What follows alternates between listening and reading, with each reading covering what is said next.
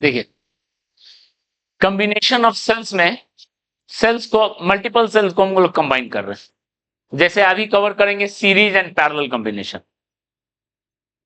पहले लिए series combination, ध्यान दीजिए सीरीज में कैसे कंबाइन कर रहे हैं दो सेल को। अभी दो सेल लेके चल रहे हैं,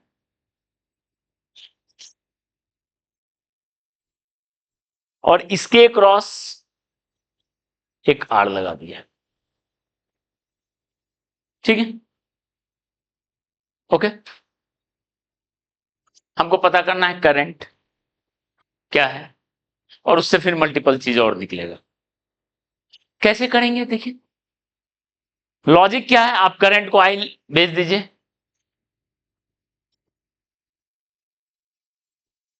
यहां का ड्रॉप क्या हो गया, E1 माइनस प्लस माइनस, यहां का ड्रॉप क्या हो गया, प्लस माइनस, एक ही ऑर्डर है देख लीजिए, E2 माइनस, दोनों सप्लाई कर रहा है, दोनों डिस्चार्ज हो रहा है, जो नाम देना है, ठीक है। ये ड्रॉप और ये ड्रॉप, और यहां का ड्रॉप कितना हो गया, आइए, तो ये दोनों ड्रॉप,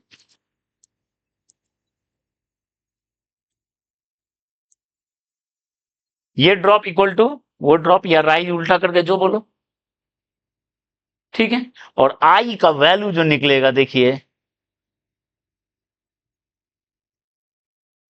आप इसको सॉल्व करोगे तो यही वैल्यू निकलेगा, ठीक है।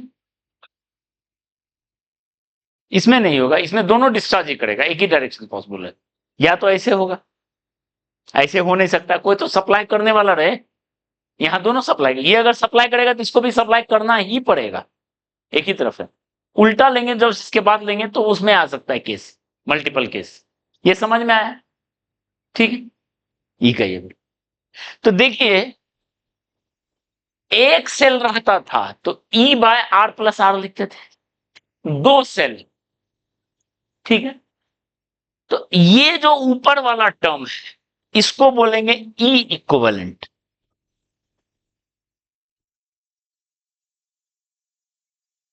जहां इसको बोल रहे हैं equivalent EMF of combination, equivalent EMF of combination, इस कॉम्बिनेशन का इक्विवेलेंट ईएमएफ, ठीक है। और ये क्या बोलेंगे बताइए, equivalent internal resistance of combination, equivalent internal resistance of combination, clear है। यानी अगर आप किसी कॉम्बिनेशन से सेल जा रहा है, यहां ध्यान दो, यहां से यहां तक कोई सेल्स, बहुत सारा सेल्स लगा हुआ है, ठीक है, और यहां से यहां पे लोड है,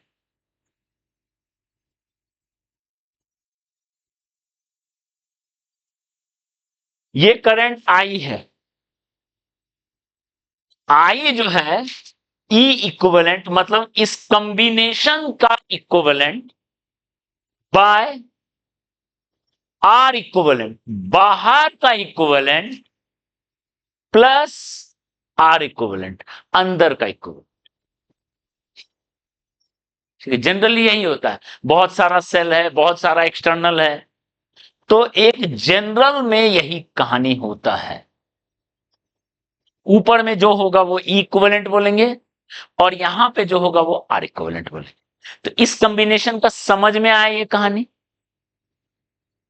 ठीक है, क्लियर है। इसी तरीके से बताइए अगर मल्टीपल रहता, मान लो ऐसा रहता,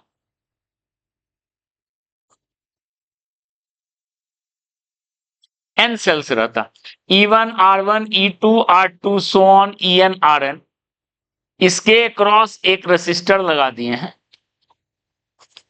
लोड, तो बताओ आई डायरेक्ट लिखेंगे E1 plus E2 plus E3 plus so on चलते चलते EN by R plus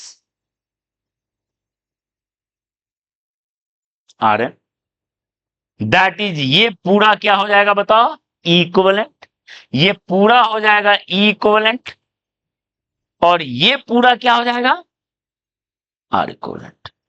formula वही है, क्लियर है, मल्टीपल सेल्स के लिए।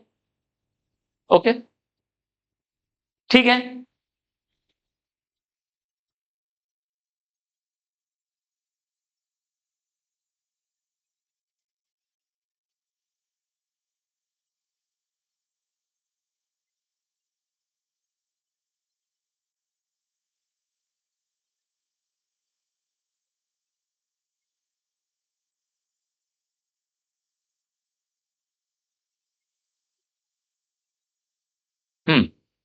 देखिए आगे बढ़ रहे हैं इसमें।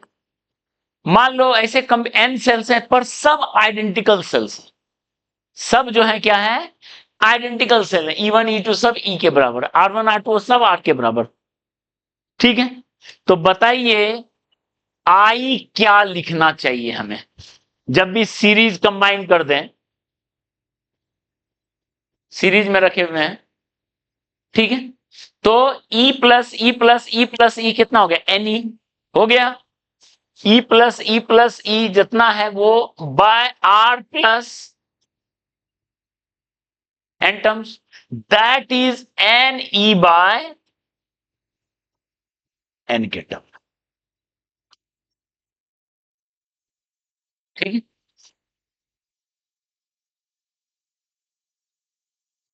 मिल गया सीरीज का, okay. And potential drop across each cell, हर सेल के क्रॉस लिखना है, वो तो हो गया E माइनस, ये तो है। करंट मिल गया तो ये भी पूछा जाता है कि हर ड्रॉप के क्रॉस कितना पोटेंशियल, हर सेल के क्रॉस कितना पोटेंशियल ड्रॉप है, तो वो क्या होगा, E माइनस आई सीरीज, सब में करंट सेम है, आई सीरीज इंटू आर, ठीक, क्लियर है।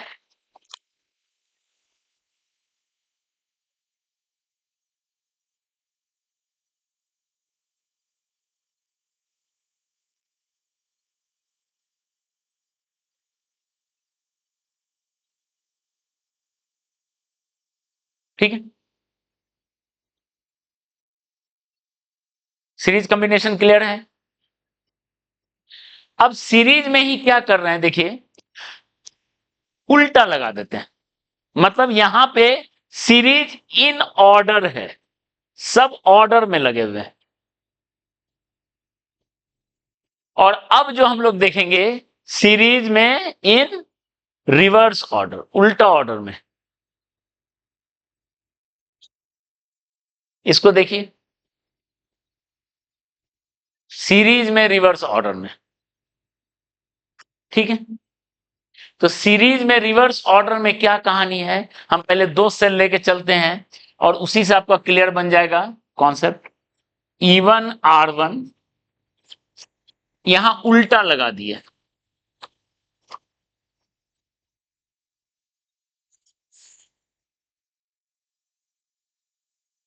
दिख रहा है क्या, ये एक सेल है,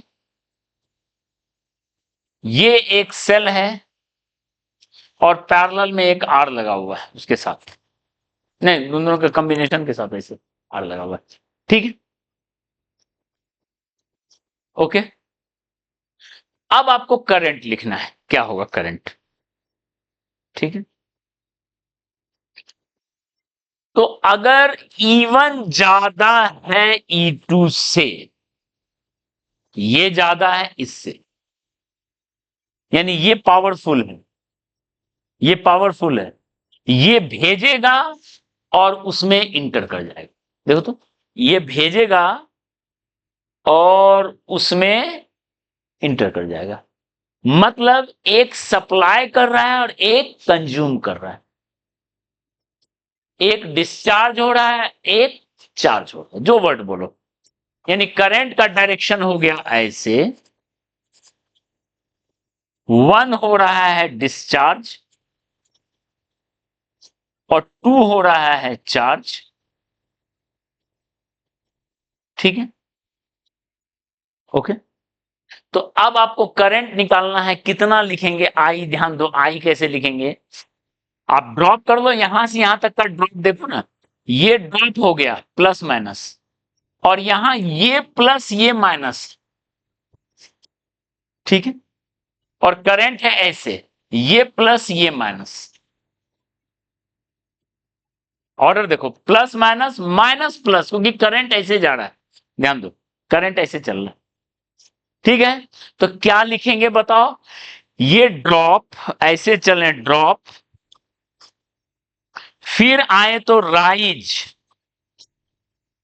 ये ड्रॉप ये राइज, और ऐसे चल रहे हैं तो फिर राइज। जैसे लिखना, ये ड्रॉप और वो राइज, तो नेट ड्रॉप कर दो ना, यहां से मिलकर नेट ड्रॉप, यहां से यहां तक नेट ड्रॉप कितना हो गया? जो तरीके से अपनाना है लिख सकते हो। यहां से यहां मान लो 50 वोल्ट का ड्रॉप है, अब 20 वोल्ट का राइज है, तो कितना का ड्रॉप? 30 का ड्रॉप हुआ। सीधी सी बात है, ड्रॉप 50 का है और 20 का राइज हो गया, तो नेट ड्रॉप कितना हो गया? 30। मतलब इसमें से इसको घटा रहे हो। ये ड्रॉप है E1 माइनस आई R1, और राइज है E2 प्लस आई R2। ये ध्यान रखना है, क्योंकि चार्जिंग में प्लस हो जाता है। ठीक है, तो नेट ड्रॉप कितना होगा? में किसको घटाएंगे?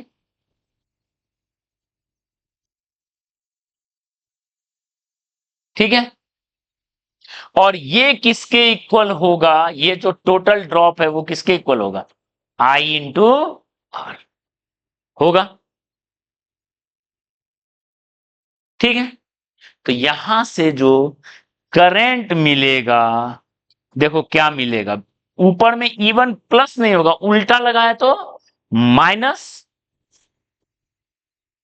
आर प्लस, पर नीचे में माइनस नहीं होगा। इंटरनल रेसिस्टेंस तो दोनों में काम आ रहा है, R1 प्लस आर। क्लियर है? ये हो गया इक्विवेलेंट, और ये हो गया एक